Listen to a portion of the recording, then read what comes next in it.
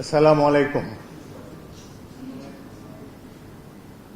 গণপ্রজাতন্ত্রী বাংলাদেশের সংবিধানের 50 অনুচ্ছেদের দফা 3 অনুযায়ী মহামান্য রাষ্ট্রপতি জনাব মোহাম্মদ শাহাবুদ্দিন তার স্বাক্ষরযুক্ত পদত্যাগপত্র আজ 24শে জুলাই 2026 9 শ্রাবণ 1433 তারিখে রোজ শুক্রবার অপরাহ্ন 5:01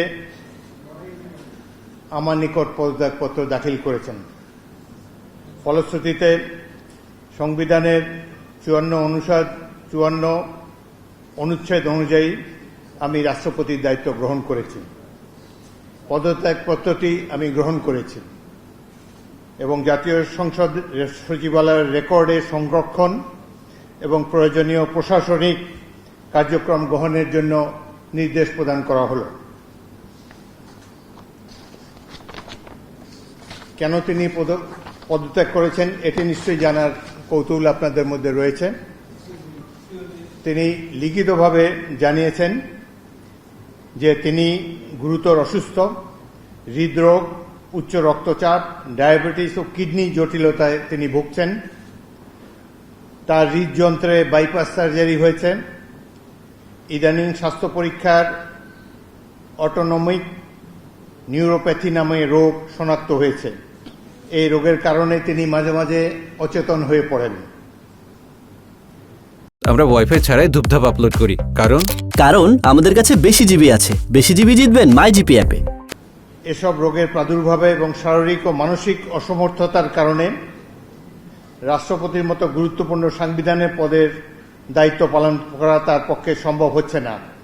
তার দীর্ঘমেয়াদী চিকিৎসার প্রয়োজন। এই কারণেই তিনি স্বাস্থ্যগত কারণে পদত্যাগ করেছেন এবং বাংলাদেশ জাতীয় সংসদের স্পিকার হিসাবে এই পদত্যাগপত্র আমি গ্রহণ করেছি। সংবিধানে ইতিমধ্যে আপনারা জানেন যেদিন আমি স্পিকার হিসাবে শপথ নিয়েছি সেই দিনই ভারপ্রাপ্ত রাষ্ট্রপতি হিসেবেও শপথ নিয়েছি যদি প্রয়োজন হয়। একইভাবে আমাদের ডেপুটি স্পিকার সাহেব তিনিও যখন ডেপুটি স্পিকার হিসেবে শপথ নেন শপথের অংশে বর্ণিত থাকে যখন বলা হবে কোনো কারণে যখন স্পিকারের চেয়ার শূন্য থাকবে তখন ডেপুটি স্পিকার স্পিকারের পদের দায়িত্ব পালন করবেন। সুতরাং আজকে বাংলাদেশের নানা ধরনের কথাবার্তা আমি দুপুরে এসেই শুনছি। দেখা গেল যে এটি প্রকৃত। তিনি শারীরিক অসামর্থ্যের কারণে পদত্যাগ করেছেন। আমি তার মঙ্গল এবং সুস্বাস্থ্য কামনা করি এবং আমার মনে হয় তিনি মাফিয়া সরকারের আমলে নির্বাচিত হলেও বর্তমানে জনগণের ভোটে যে সরকার নির্বাচিত হয়েছে তার প্রতি তিনি সমর্থন এবং শ্রদ্ধা প্রকাশ করেছেন সবসময়।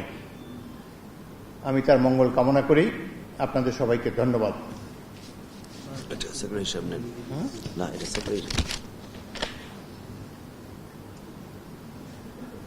কোনো প্রশ্ন থাকলে একটা দুটো প্রশ্ন করতে পারেন। জি,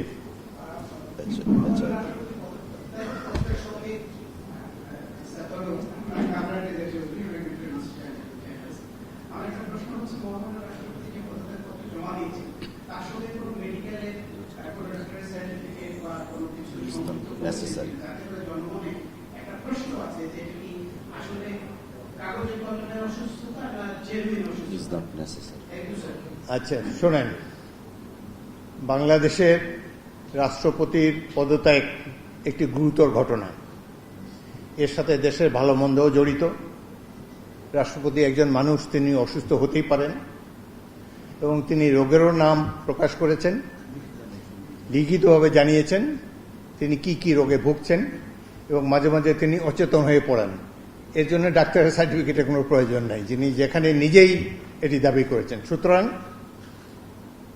আমরা আশা করি এই পদত্যাগের ফলে সকল ধোঁয়াশা পরিষ্কার হলো। কোনো ধরনের বিশৃঙ্খলা বা কোনো ধরনের বিরূপ মনোভাব কিংবা কনফিউশন যাতে এইসব ব্যাপারে না ঘটে রাষ্ট্রপতি পদত্যাগ, এর আগেও রাষ্ট্রপতিরা পদত্যাগ করেছেন বিভিন্ন কারণে। রাষ্ট্রপতি দেশের একজন সম্মানিত মাননীয় রাষ্ট্রপতি, তিনি পদত্যাগ করতেই পারেন এবং এই চেয়ার তো কখনো শূন্য থাকে না।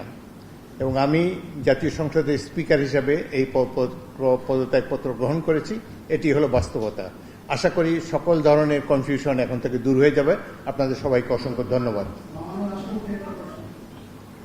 এই ধরনের প্রশ্ন করবেন না ভাই, কোনো কনফিউশন ক্রিয়েট করবেন না। Constructive. দেখেন, এক minute please listen to me. একটু আপনারা একটু প্লিজ।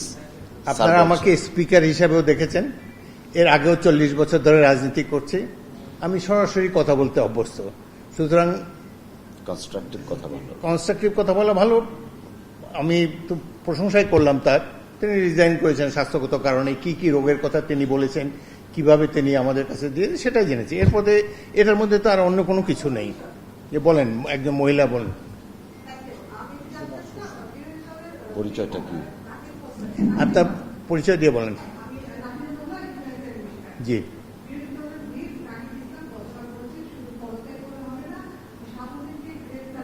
No comment. এ ব্যাপারে আমার কোনো মন্তব্য নাই। একটি গুরুতর সলেম অকেশন, দেশের রাষ্ট্রপতি পদত্যাগ করেছেন। Let us do justice to him. Exactly. Thank you very much.